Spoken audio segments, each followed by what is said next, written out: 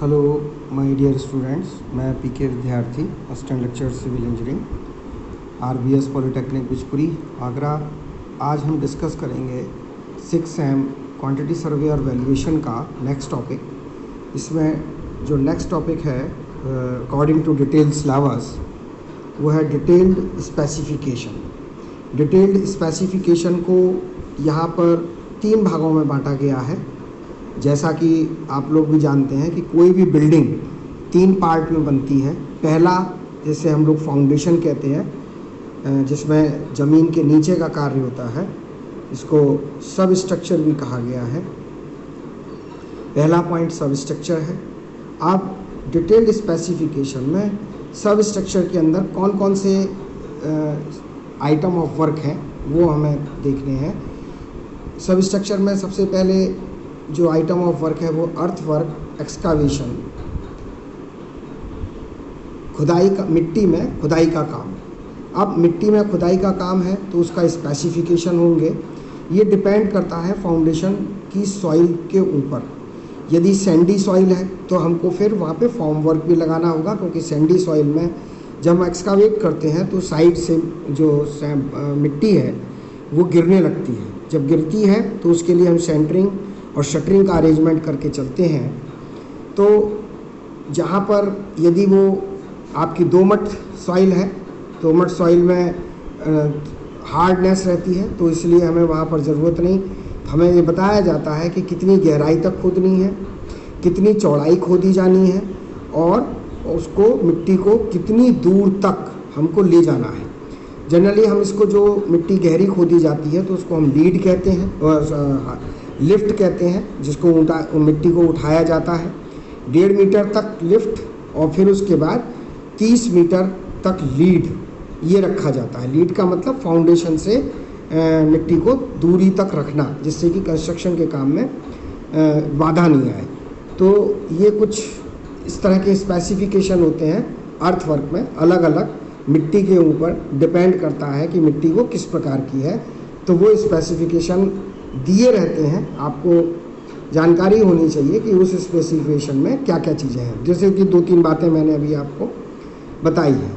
इसके बाद जो सब स्ट्रक्चर का जो दूसरा आइटम ऑफ वर्क आता है वो है लाइम कंक्रीट या cement concrete, brick ballast 30 centimetre thick. और कहाँ पर लगता है वो? फाउंडेशन के नीचे। जब फाउंडेशन एक्सकावेट कर दी जाती है तो ये सीसी की या एलसी की 16-32-100 के रेशियो में ब्रिक बेलास्ट 30 सेंटीमीटर मोटाई की, जिसमें कि जो ब्रिक बेलास्ट है वो 20 से 25 सेंटीमीटर मोटी होनी चाहिए। तो वो 30 सेंटीमीटर मोटी हम ब्रिक बेलास्ट कुशन के रूप में पूरी फाउंडेशन में डालते हैं। उसका कॉम्पैक्शन करते हैं। कॉम्पैक्शन करने के बाद उसकी क्यूरिंग करके फिर उस पर हम अर्थवर्क के बाद के काम ये करने के बाद फिर हम उस पर ब्रिक वर्क का जो नेक्स्ट आइटम है, आइटम ऑफ वर्क है, उसको स्टार्ट करते हैं। ये सुपर सब स्ट्रक्चर के ही है फाउंडेशन के। Brick work in foundation up to plinth level. Plinth level का मतलब ये होता है कि जहाँ पर हम बिल्डिंग का फर्श डालते हैं या डीपीसी डाली जाती है, या ये कहिए कि जीएल ग्राउंड लेवल, और ग्राउंड लेवल के ऊपर ये प्लिंथ लेवल। प्लिंथ लेवल इसलिए बनाया जाता है कि जो भी कीड़े मकोड़े, सांप बिच्छू या जो भी और चीज़ें हैं वो बिल्डिंग के अंदर नहीं घुसें, तो इसके लिए ये फाउंडेशन से ऊपर रखा जाता है ये पार्ट। तो ये जो पार्ट है ये 45 सेंटीमीटर टू 60 सेंटीमीटर तक डिपेंड करता है क्या कंडीशंस हैं, उसके अनुसार ऊंचाई इसकी हम जीएल से पीएल के बीच में रखते हैं। तो ये जो पार्ट है पीएल से नीचे तक का, ये सारा पार्ट आपका सब स्ट्रक्चर के अंतर्गत आता है, जिसके स्पेसिफिकेशन डिटेल्स में होते हैं, जो मैंने भी आपको अभी बताए हैं। इनको आप लोग और अपने हिसाब से लिख सकते हैं, नोट डाउन कर सकते हैं।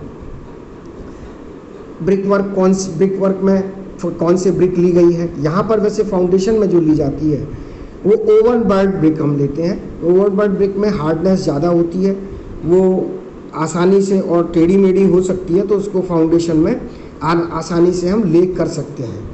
तो ये कुछ एक स्पेसिफिकेशन हो जाते हैं। इसके बाद में जो नेक्स्ट स्पेसिफिकेशन डिटेल्स है, दूसरा ये हो गया पहला। दूसरा है सुपर स्ट्रक्चर में। अब जब सुपर स्ट्रक्चर का काम आता है तो सुपर स्ट्रक्चर में देख लीजिए कौन कौन से काम आते हैं। पहले ये देखें, brick work up to slab level, मतलब छत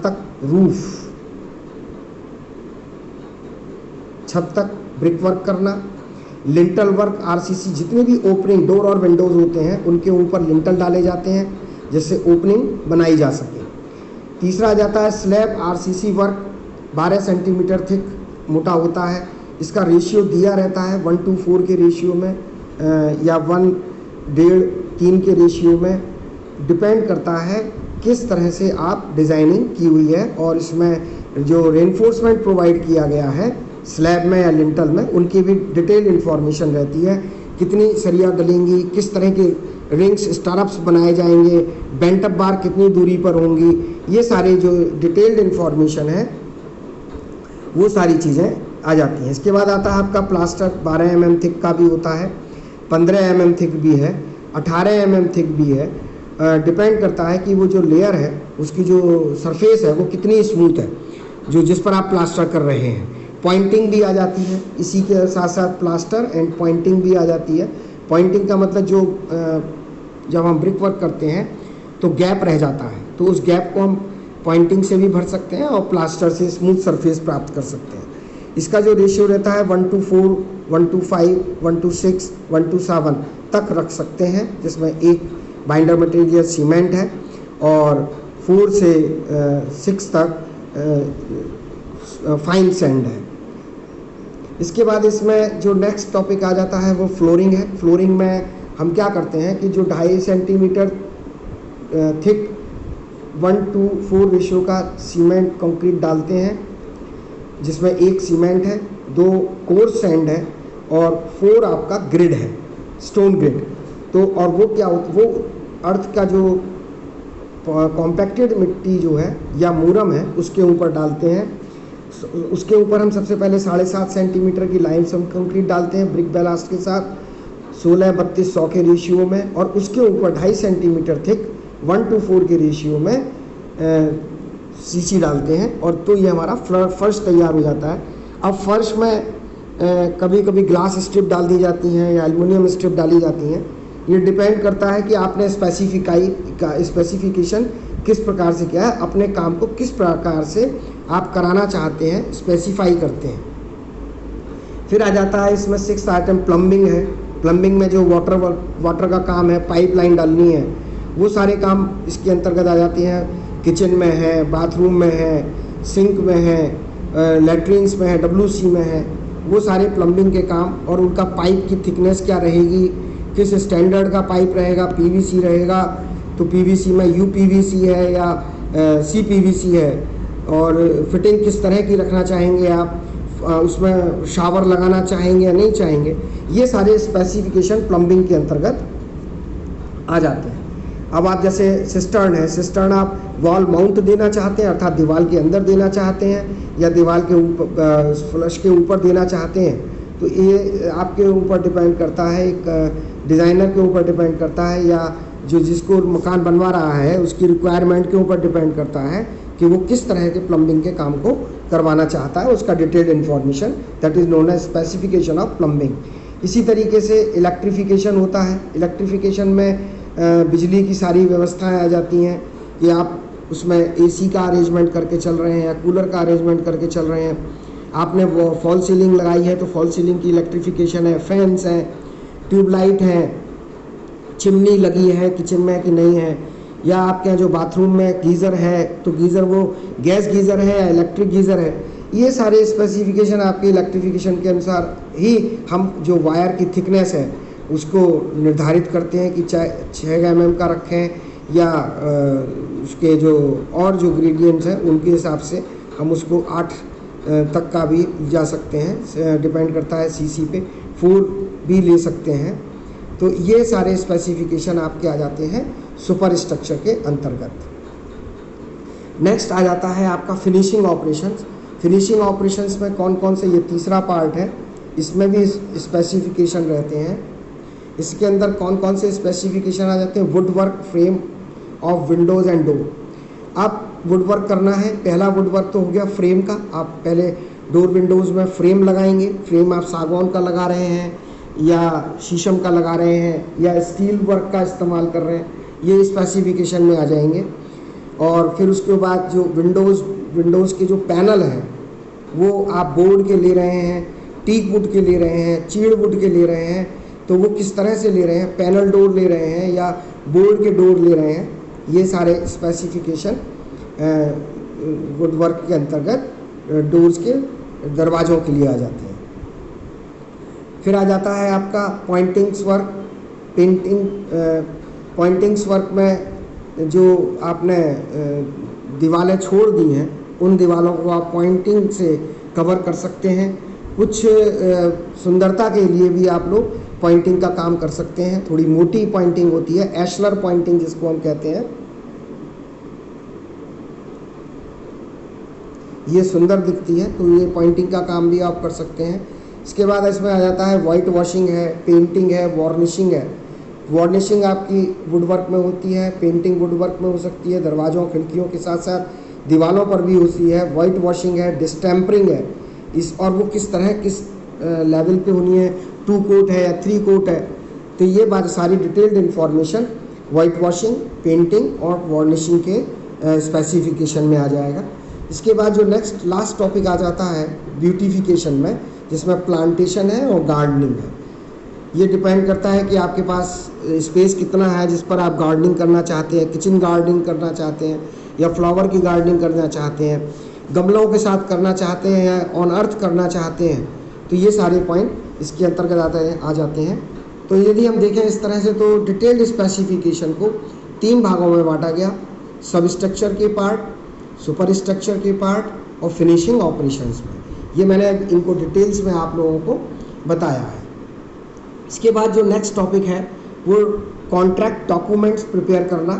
कॉन्ट्रैक्ट डॉक्यूमेंट्स जो प्रिपेयर किया जाता है उसके कुछ मेन हेडिंग्स हैं और उन मेन हेडिंग्स के बेसिस पे, चाहे वो अर्थ वर्क हो, आरसीसी वर्क हो, बिल्डिंग का एक्सकावेशन और फाउंडेशन हो, उन सभी को मेंशन करते हुए वो जो टॉपिक हैं उसके कॉन्ट्रैक्ट डॉक्यूमेंट्स के, उन टॉपिक को हम लोग क्रमबद्ध तरीके से कॉन्ट्रैक्ट डॉक्यूमेंट्स में अरेंज करते हैं एक सिस्टमेटिक वे में। सबसे पहले होता है टाइटल पेज, आवरण कवर। इसमें डिटेल्ड इंफॉर्मेशन लिखी रहती है, एक हेडिंग्स दिए रहते हैं। उन हेडिंग्स पे किस तरह का काम है, बिल्डिंग का काम है, फ्लाईओवर का वर्क है, कितने स्क्वायर यार्ड की बिल्डिंग है या कितना लंबा फ्लाईओवर है, जो भी काम है उसकी एक मेन हेडिंग टाइटल पेज पे दी रहती है। दूसरा आ जाता है इंडेक्स। इंडेक्स में जितने भी इस पूरी एक बुकलेट है, उस बुकलेट में कौन कौन से आइटम हमने रखे हैं, तो उन चीज़ों को, जैसे कि टेंडर नोटिस है, टेंडर नोटिस में ये तो आइटम इंडेक्स में आ गए सारी चीज़ें कि कौन कौन से आइटम आ गए बिल्डिंग का वर्क के अंतर्गत, नीचे से क्रम करते शुरुआत करते हुए ऊपर की तरफ, जैसे कि यहाँ पर सब स्ट्रक्चर, सुपर स्ट्रक्चर और फिनिशिंग ऑपरेशंस, उन सभी के रेट, उनकी क्वांटिटी, आइटम ऑफ वर्क, सब चीज़ें क्रमबद्ध पेज वाइज पेज पर दिए रहते हैं। तो उनकी एक विषय सूची की 2 नंबर पेज पे क्या आइटम है, 3 पे क्या है, 4 पे क्या है, तो वो सारी बातें इंडेक्स में आ जाती हैं। टेंडर नोटिस होता है। टेंडर नोटिस में हम टेंडर की जो सूचना होती है वो दी जाती है, अखबार में निकाला जाता है, पूरा डिटेल्स दिया जाता है, उसमें उसकी लागत दी रहती है, समय दिया रहता है और इसके साथ साथ जो आइटम ऑफ वर्क हैं उनके रेट दिए रहते हैं कॉन्ट्रैक्ट के में। और जो टेंडर का जो रेट है, टेंडर खरीदा जाता है, वो भी कितने रुपए का है और वो कब तक खरीद के भर करके आपको कब डेट दी गई है उस तक सबमिट करना है। और उस सबमिशन के बाद में वो किस दिन ओपन किया जाएगा, किस समय ओपन किया जाएगा, कितने लोग उपस्थित होने चाहिए, कितने टेंडर, मिनिमम हमारे पास 3 टेंडर्स नोटिस होने चाहिए फॉर्म के रूप में, तभी हम उस टेंडर को खोल सकते हैं। इसके बाद आ जाता है एक्सेप्टेड टेंडर्स। ये जब भी टेंडर फॉर्म भरा जाता है तो टेंडर नोटिस के बाद उसमें अर्नेस्ट मनी लगी है कि नहीं लगी है, उसके जो रेट हैं वो सही है या नहीं, तो डिपार्टमेंट उसको एक्सेप्ट कर लेता है। जितने भी टेंडर फॉर्म्स हैं जो एक्सेप्ट हो जाते हैं उनको एक जगह कलेक्ट कर लिया जाता है, और रिजेक्टेड जो टेंडर फॉर्म है उनको फर्म को या कंपनीज को वापस कर दिया जाता है। तो एक्सेप्टेड टेंडर फॉर्म हो गए डॉक्यूमेंट्स में।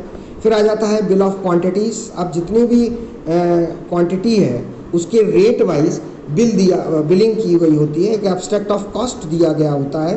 तो हर आइटम ऑफ वर्क का एक्सकावेशन से लेकर के सुपर स्ट्रक्चर तक का जो भी फिनिशिंग वर्क है उन सभी के बिल ऑफ क्वांटिटीज़ आइटम दिए रहते हैं, उनका रेट दिया रहता है, उसके हिसाब से उसकी क्वांटिटीज़ के हिसाब से बिलिंग करने के लिए रेट लिखे रहते हैं। कॉस्ट को डिटेल्ड कॉस्ट को बताया गया होता है। इसमें फिर नेक्स्ट टॉपिक है आपका schedule of issue of material. जो भी मटेरियल है ठेकेदार को उसका समय रहता है कि वो हमें कब कब दिया जाना है, और जिसके आधार पे हमारे निर्माण कार्य में किसी भी प्रकार की कोई बाधा उत्पन्न ना हो। नेक्स्ट टॉपिक आ जाता है स्पेसिफिकेशन। जैसे अभी आपको मैंने पहले बताया कि किस तरह से आप काम कराना चाहते हैं, हर आइटम ऑफ वर्क की डिटेल इन्फॉर्मेशन उस स्पेसिफिकेशन ऑफ वर्क में होनी चाहिए, तभी वो कार्य उसी हिसाब से ठेकेदार कर सकता है या कोई कंस्ट्रक्शन कंपनी तभी उस कार्य को इतने पीसफुली समझ करके कार्य पूरा कर सकती है। उसमें सेट ऑफ ड्राइंग होना चाहिए, सेट ऑफ ड्राइंग्स होनी चाहिए कि कहाँ पर बिल्डिंग है तो किस तरह की है, उसमें लिंटल डला है तो कैसा है, यदि कोई ब्रिज बन रहा है तो उसकी जो बीम्स हैं वो कैसी हैं। तो वो डिटेल ड्राइंग्स का एक सेट होना चाहिए जिससे कि हम जो कॉन्ट्रैक्टर है और कंस्ट्रक्शन कंपनी है उसको देख करके समझ करके उसकी डायमेंशन के अकॉर्डिंग उसको कास्ट कर सके या बना सके। फिर उसके बाद जो लास्ट टॉपिक है वो terms and condition of contract. किस समय पे कंप्लीट किया जाना है, कितने रुपए में कंप्लीट किया जाना है, पेमेंट कैसे कैसे किया जाएगा विभाग के द्वारा कॉन्ट्रैक्टर को, उसकी क्यूरिंग कितनी की जाएगी, मटेरियल कहाँ से आएगा, कितने समय में कौन सा आइटम ऑफ वर्क कंप्लीट कर लिया जाएगा, उसके बाद नेक्स्ट आइटम ऑफ वर्क कितने समय के बाद शुरू किया जाएगा। ये सारे टर्म्स कंडीशंस और दी रहती हैं, समय का निर्धारण दिया रहता है, तो जिसके आधार पे हम लोग कॉन्ट्रैक्ट डॉक्यूमेंट्स को तैयार करते हैं। तो these are the main headings. अब इसमें जितने भी अब आप बिल्डिंग के वर्क हैं, चाहे वो अर्थ वर्क है इसी के आधार पे तैयार करेंगे, अर्थ वर्क है, नीचे का फाउंडेशन में आपने कुशन दिया है, उसके बाद ब्रिक वर्क इन फाउंडेशन है, ब्रिक वर्क डीपीसी है, ब्रिक वर्क इन सुपर स्ट्रक्चर है, वो सारे चीज़ों को डॉक्यूमेंट्स के अंतर्गत हम तैयार करते हुए तैयार करेंगे, और ये जो डिटेल्ड इन्फॉर्मेशन है वो कहलाती है आपका कॉन्ट्रैक्ट डॉक्यूमेंट्स, जिसको हम एक तरीके से एक एग्रीमेंट है, अनुबंध है, एक तैयार किया हुआ पेपर है जिसको कि तैयार करने के बाद दोनों ही काम करने वाले के द्वारा और काम कराने वाले के द्वारा साइंड किया जाता है, तय किया जाता है कि ये इस बेसिस पे हमें काम करना है। तो ये आज आपका टॉपिक कॉन्ट्रैक्टरशिप समाप्त होता है। नेक्स्ट टॉपिक वैल्यूएशन मैं नेक्स्ट लेक्चर में आपको बताऊंगा, जब तक इसे आप लोग तैयारी कर सकते हैं। Thank you.